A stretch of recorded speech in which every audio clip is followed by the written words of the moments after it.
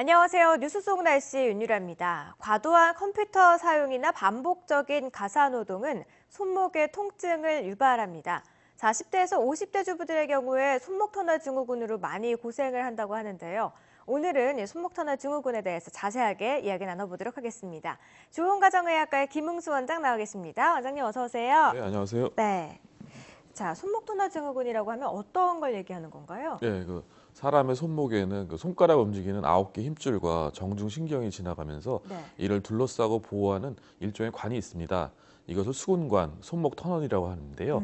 손목 터널 증후군은 수근관이 여러 가지 원인, 외상이나 과로나 염증으로 인해 좁아지거나 붓고 압력이 증가하게 되면은 정중신경이 압박되어 손저림, 통증, 감각 저하의 증상을 보이는 질환을 말합니다. 네. 손목 터널 증후군의 증상은 다음과 같은데요.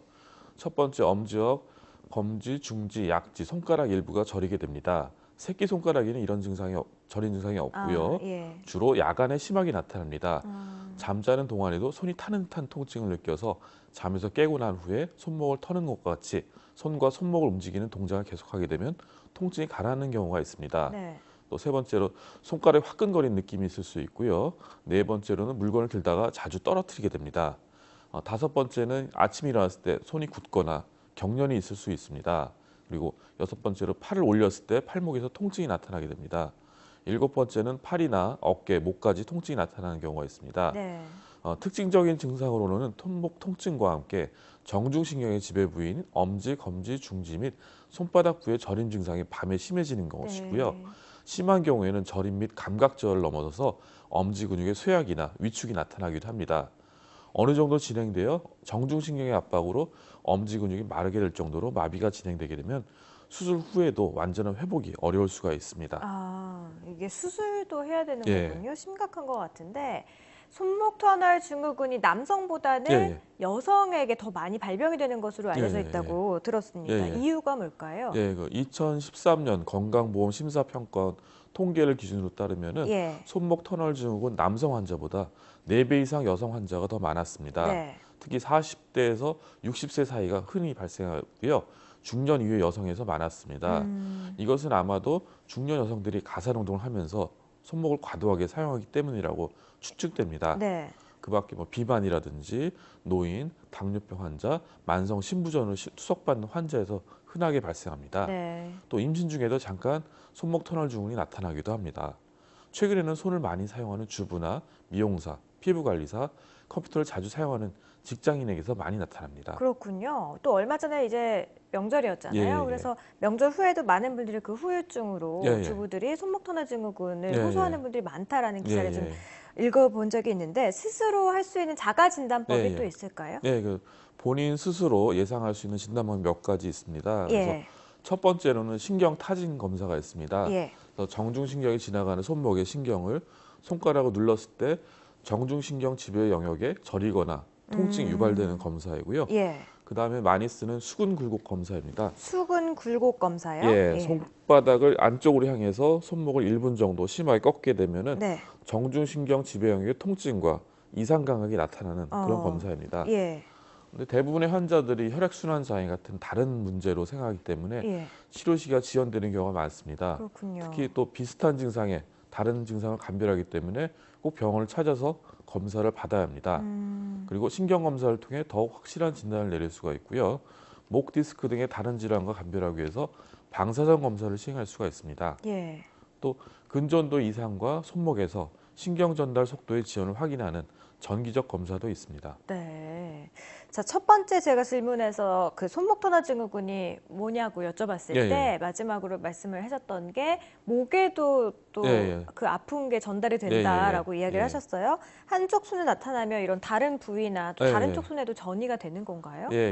손목 터널 증후군의 증상이 심해지게 되면은 예. 손목에서부터 팔, 어깨, 목까지 전이가 되어 통증이 나타납니다. 그래서 팔을 올릴 때 팔목에서 통증이 나타날 수가 있고요. 예. 또 손에 힘이 빠져서 물건을 짚거나 컵을 들 때 물건이나 컵을 떨어뜨리기도 합니다. 바로 반대 손목으로 전이되지는 않지만은 그 손목을 과도하게 사용하는 경우에 많이 생기기 때문에 예. 반대쪽도 이미 어느 정도 진행되어 나중에 증상이 나타날 수가 있습니다. 그러니까 신경이 다 연결돼 있으니까 이쪽까지 이제 아픈 예. 게 전달이 되는 예. 거군요. 예. 마치 예. 디스크처럼 디스크는 이제 이쪽이 눌려 생기는 거고요. 아. 이쪽이 이제 눌려 생긴다고 생각하시면 됩니다. 아, 그런 거군요. 예, 예. 알겠습니다. 자, 비슷한 병으로는 손목 건초염이 있잖아요. 예, 예. 어떤 차이가 있을까요? 예, 그 손목 건초염은 그 근육이나 관절의 과다한 사용으로 인해서 예. 힘줄을 둘러싼 건초가 미세하게 파열돼서 생기는 것입니다. 또는 그 토상구균이나 결핵균에 의한 감염이 원인일 수가 있는데요. 대부분은 주로 과도한 사용이나 염증이 흔합니다. 그 외에 통풍이나 류마티스 관절염 이후에 생기는 만성 건초염도 있습니다. 예. 염증 부의 통증과 또 부종이 대표적인 증상이고요. 누르면 아픈 압통도 있을 수가 있고요. 관절 운동에 장애도 생깁니다. 또한 근력도 약해집니다. 심하면은 휴식 시에도 통증이 있을 수가 있고요. 손목 건초염의 주된 증상이 염증의 통증이라면은 예. 손목 터널 증후군은 신경이 눌리는 저린 증상이 주로 나타납니다. 아, 그리고 손목 건초염은 새끼손가락에도 증상이 나타날 수가 있습니다. 그렇군요. 손목 터널 증후군은 새끼손가락에는 증상이 나타나지 주로 않는데 나머지 손가락에 나타나죠. 예, 건초염은 새끼손가락으로도 예, 예. 아플 수 있다는 점. 예, 예. 이걸로 좀 구분을 해줄 수 있겠네요. 예. 자, 그렇다면 이제 충분한 휴식을 취하게 된다면 손목 터널 증후군 같은 경우에는 어떻게 완치가 가능한 건가요? 초기에는 그 손목 터널 증후군의 경우에는 손을 사용하는 작업을 하지 않고 충분하게 휴식을 취하면은 증상이 자연적으로 좋아지는 경우도 있습니다. 네. 하지만은 초기에 증상이 약할 때 환자가 참고 지내는 경우가 많은데요.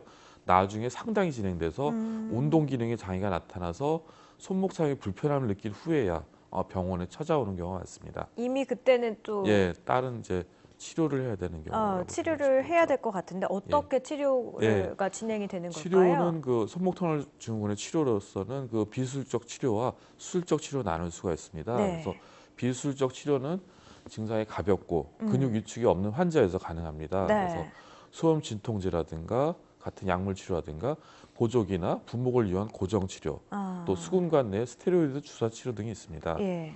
수술적 치료는 정중신경을 압박하는 인대를 잘라주는 것입니다. 과거에는 손목 전체의 피부를 절개하는 방법을 주로 사용했지만은 네. 최근에는 관절경이나 특수기구 등을 이용해서 아주 작은 피부 절개로도 수술이 가능하게 되었습니다.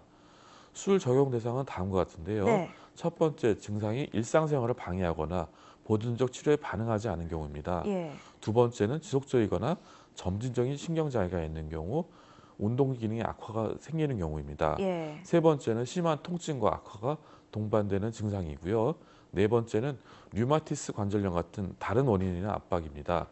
다섯 번째는 손목 손상 후에 발생하는 급성 증상이 있는 경우입니다. 아, 그렇군요. 예. 자, 그렇다면 수술까지 가지 않기 위해서 예, 또 예. 우리가 이미 뭐 손목 터널 증후군에 걸리신 분들도 좀 참고를 하면 좋은 것들이 있을 것 같아요. 예, 예. 예방법이라든가 예, 예. 일상생활에서 지킬 수 있는 예, 것들 예. 어떤 것들이 있을까요? 아직까지는 손목 터널 증후를 예방하기 위한 뚜렷한 예방 수칙이나 권고되는 기준은 없는데요. 네. 컴퓨터 사용이나 가사일처럼 손목에 지속적이고 반복적인 동작이 증상을 악화시킬 수가 있습니다. 네. 그래서 중간에 쉬는 시간을 좀 가져야 되고요. 손목 터널 증후를 예방하기 위해서는 장시간 손목을 사용한 후에 손목을 구부리지 않고 중립 자세로 충분히 휴식을 취해주는 것이 좋습니다. 알겠습니다. 오늘 말씀 고맙습니다. 네. 네, 스마트폰 사용자가 늘어나면서 최근에는 성별이나 연령을 크게 가리지 않고 손목 터널 증후군이 나타나는 경우가 많다고들 하는데요. 과도한 스마트폰 사용을 자제하고 또 충분한 휴식을 통해서 손목 터널 증후군 예방할 수 있도록 해야겠습니다. 뉴스 속 날씨 오늘 준비한 이야기는 여기까지입니다. 시청해주신 여러분 고맙습니다.